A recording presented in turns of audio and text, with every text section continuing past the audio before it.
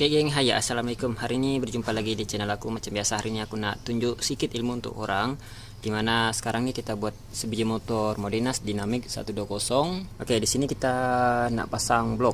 Dan untuk pengetahuan korang, untuk motor dinamik, bila first buka bagian blok nih, dia tiada gasket.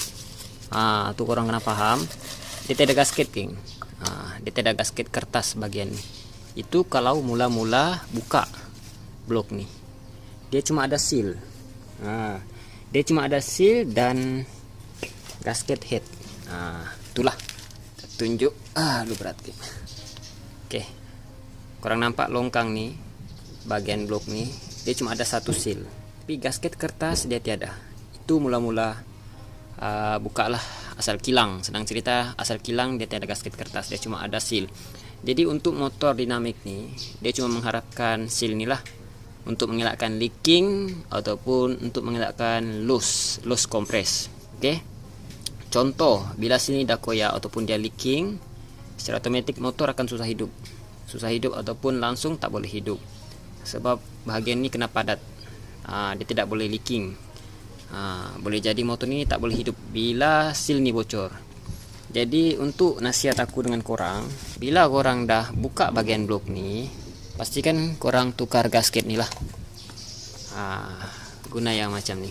Bila kita beli gasket, dia akan ikut sekali ring ni, o-ring, okay, dan gasket kertas ni. Jadi untuk mengelakkan dia bocor lah, loose compress. Okay, sebab untuk motor 2 stroke ni, dia lebih kurang juga lah macam 4 stroke. Dia kena ada compress. Bila dia loose, secara otomatis motor tak akan boleh hidup. Dan bila bocor bagian ni, motor tidak akan boleh hidup ataupun susah hidup, ataupun motor memang tak boleh lari. Itu punca dia lah. Dan punca kedua motor tak boleh hidup disebabkan loss compressor ataupun loss compress lah, tiada tekanan, boleh jadi seal crankshaft pecah. Untuk motor 2 stroke semualah RXZ, RG, dia ada seal bagian ni untuk menahan tekanan. Bila seal tu rosak, loss compress dan motor tidak akan boleh hidup. Oke, itu untuk pengetahuan korang lah untuk motor 2 stroke. Sebab motor 2 stroke ni aku jarang share, sebab aku jarang buat geng.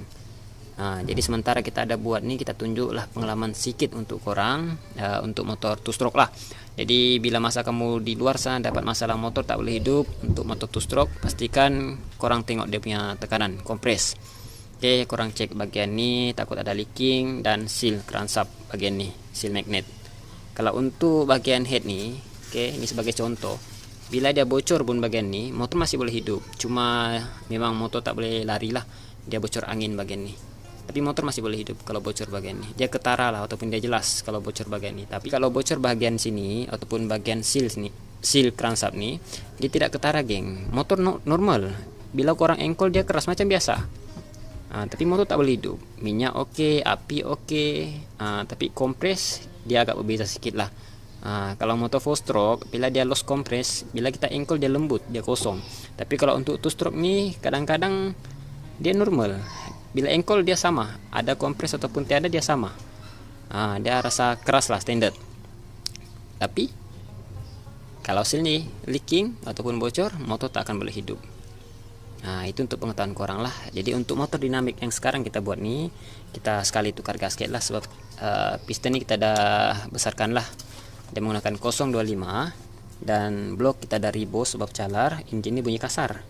Jadi kita coba ribo dan kita pasang sekali nih. Contoh lah, kamu tak mau pasang gasket ataupun kamu tak mau tukar seal tu, boleh korang kena bubu gam lah bagian ni. Bubu gam yang high temp, yang tahan panas punya. InsyaAllah dia tidak leaking. Oke, itu untuk pengetahuan korang lah untuk Modinas Dynamic 120. Sekarang ni kita pasang ni dulu, so kita nak pasang blok, sebab blok ni pun baru habis 1000. Oke, itu saja untuk perkongsian hari ini untuk motor dinamik Modinas 120. Oke, thank you, jumpa di next video.